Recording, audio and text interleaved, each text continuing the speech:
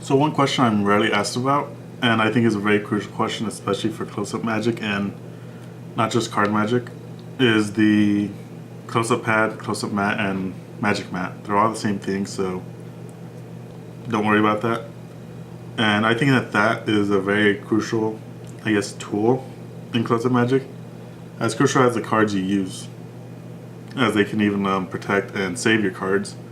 And I'll explain why in just a minute. Now, a lot of what I'm going to be going off of is from Robert Giovie's Card College Volume 1, where he talks about the close-up mat and the ones you should use, and his recommendations, and I think that's a very great reference to look at. So, before we get started, I'm going to go over just briefly what he says. And he goes over that close-up mat is always great to use for practice and to never rely on one. You should be able to perform on any surface. However, when practicing, it's great to have one just because it's going to make your sleights so much better and very easy to execute. So for that, like I said, just don't create a dependency, and you should be able to do it on any surface. Don't shoot down any performance because you don't have a close-up mat. Another thing is they only apply for, obviously, table magic as opposed to standing up. So don't worry about that if you're standing up. He talks about that the close-up pad should be no less than 20 by 16 when you practice. However, I think there are exceptions for that, and I'll explain that as I go along. And another thing is you should always use black or cool colors as opposed to very bright and vibrant colors. This is because people are going to be staring at your close-up mat as much of your cards, and you do not want them to get any eye strains or anything like that. So without going on too much, let's go ahead and get started. So a lot of pros and cons I got for these is there's actually only one con I have for this, and even since then that one's been pretty much fixed or resolved, I guess. And that's the price of these things.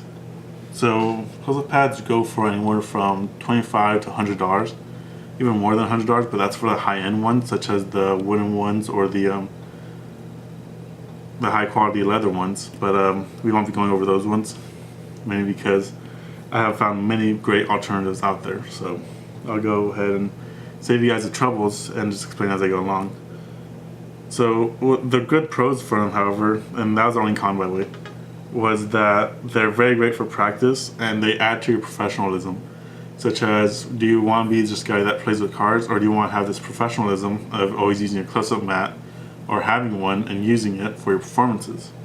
Another thing, it's very great for aesthetics, meaning that if you have a black mat and I use red cards a lot, it creates this very nice aesthetic with the white border of this red, black, and white, just this elegant look, and it's very nice.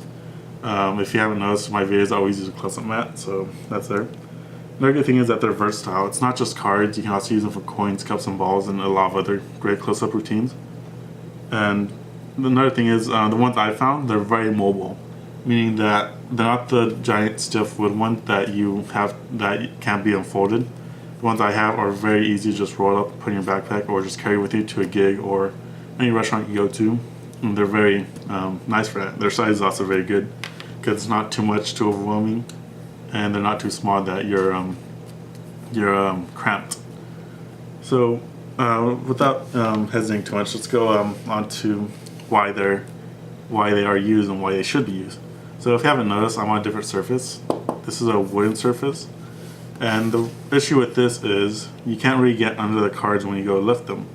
Because of that, you usually end up leaving a card or two behind. For that, you have to slide the cards back off the table, and that is very tedious for performance.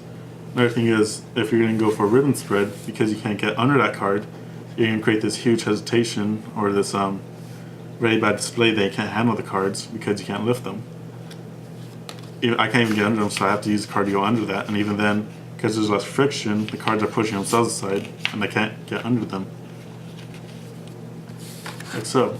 Another thing is you can't really turn them over easily, as opposed to if you had a good surface. Another reason why is let's assume you're performing on a restaurant or at a bar and the table's dirty. I would not want to put my cards on that. Even though these are just spikes, let's assume you're using much more expensive cards, then you would not want to be using those on a dirty surface. And even if the surface is clean, you wouldn't want to be using them on those because there's the clean solutions will leave like a residue. That's safe, don't get me wrong, but if that residue gets on your card, it'll really wear them out faster. So close-up mats are great for preserving your cards as well, amongst other things. So I use bikes most of the time, but let's assume you invested $10 into a deck, and then you use that deck on a dirty surface, and it wears them out in the first day. Then that's basically $10 just wasted. So one of the remedies I found, or one of the solutions I thought I had found, was to use a giant mouse pad. This is the one that I got, and for a while it got the trick done, but after a while it just became very mediocre. Now, as you notice, this has a rubber bomb on it. That's great. So you want the slipping, the mat will stay in place. However, because this is a mouse pad and not a Magic made mat, it's not meant to handle cards or it slides. Don't get me wrong, it's a lot better than using a wood surface, but there's no it has no cushioning or no sponge like material in the middle.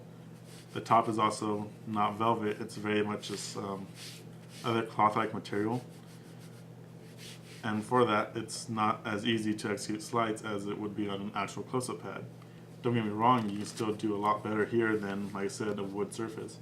And it's great to have this as your barrier, but it's very mediocre. Don't get me wrong, this is very inexpensive, which is great, but I'd rather have that money be invested towards something that will work as opposed to something that's mediocre. So this one, if you're wondering for its size, if you take some playing cards and lay it down vertically, it's around 3 playing cards across, and vertically again, it's about, I think, 9.5 playing cards.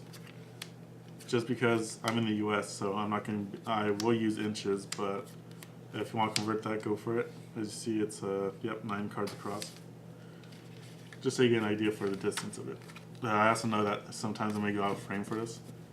And I should also mention that right here, there's this lip right here. So if you were to pull cards back, sometimes they'll hold the card back like that, which can get very annoying. But this is a mouse pad, I said, so it's not meant for Magic. So an actual close-up pad is something like this, and this is a smaller size one. This one's only by an 8x10, and that, just because it's smaller doesn't make it a bad thing. It's actually kind of convenient that this is so small that I don't need a big enough table to put this on, and it lets me get my bare essentials done out of the way. So if I want to do a slight such as a zero or a push-through shuffle, for gambling demonstrations, this will easily allow me to. And because that cushioning is here, I can easily grab all the cards on the first try. This thing is very inexpensive as well. It's only about less than $10 here in the US. And it's very mobile as well. As you see, all I have to do is roll it up. And I can literally put this in my jacket pocket and just go table hopping or bar hopping if I wanted to. And once I need it, just roll it out like that. And even if it's not flat, let's say it's curved, as I use it, it'll flatten out. So that's very great about this, is how inexpensive it is and how versatile it is.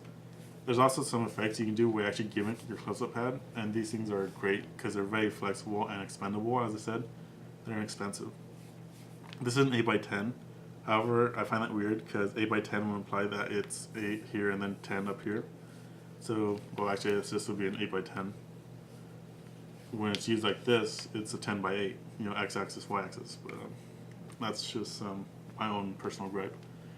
So this is a great one, even though it's small.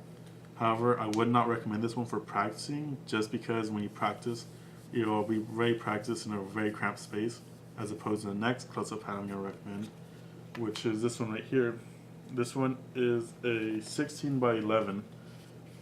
And you'll notice it's a lot bigger than the other one. It's almost double the size actually if you go this way. But it provides you with a lot of space. Like I said, the black adds a lot to aesthetics. I usually use red cards, and you'll see here that it looks a lot better like this.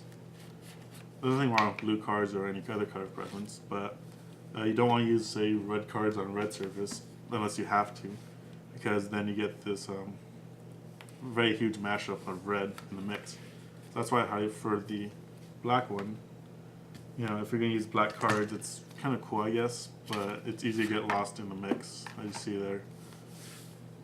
It's very easy to get the cards mixed into the background, as opposed to if you're just to use a red one, That looks a lot more aesthetically correct. Anyways, this close-up mat is very great. It has a good cushion to it, and this rubber material, I forgot the actual term for it. It's very great. I've never had one slip on me, and that's exactly how it should be. As you see here, if you're wondering this one, oh yeah, I forgot about this one.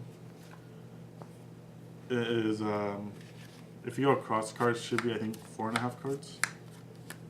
4 cards horizontally, and 2.5 cards vertically. So it's pretty much just the bare essentials that you'll need. Like I said, close-up pads aren't just for card magic. And if you want to do, say, cups and balls, even the smallest one is big enough for that.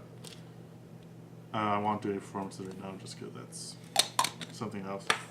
And close-ups are also great for coin magic, especially with black ones. The coins look so great on that. They're very easy to see, which is very great for visual aesthetics and for memory purposes. Even here on the red one, they still look good. But another good thing about close-up pads and coins is if you're using wood surface, that's obviously noticeable as opposed to that. You know, if I to drop a coin, there's kind of an obvious difference. That's just something else if you're not into cards, and this is still great to look at. So this one's, like I said, this one's also very expensive. This one's only less than $3 actually. If you're to buy it from China here to the US, I'm not sure about international folks. However, for that price, it's still a really great deal. You know, this close-up pad can easily go for about $30. And just like the other one, this one will easily roll up like so. From here, you just throw in your backpack or you carry it with you and just roll out, and it's good to go. Now, last one here is probably the biggest one I have. And you'll see this one stretched out a lot more. This one can actually cover almost the entire frame. And this is the one I would use for practice. I would definitely not take it with me anywhere just because I would need a huge table to allow me to use this thing. However, if I am like to do my own parlor performance, I would definitely use this in my own with my own table if I don't have my close-up table.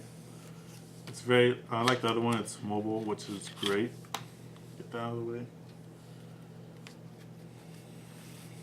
It looks great with red cards, but it would look good with any cards, I guess. Borderless cards also look good.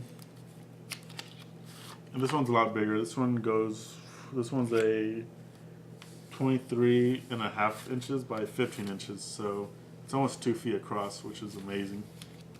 Now, for those wondering, cards across, I think this one was about 10. I'm just gonna leave a space in between. Go here, and we got 9 cards, whatever.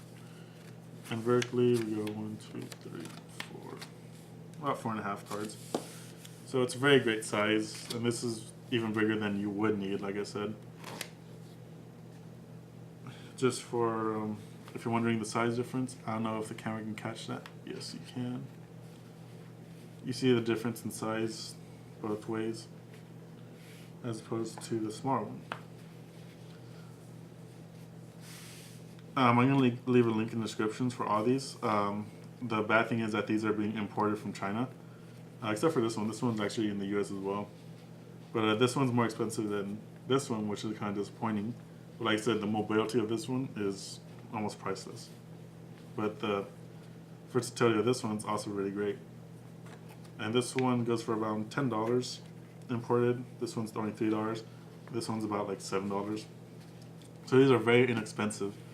Doesn't mean that they're cheap, but they're a very great price, I think.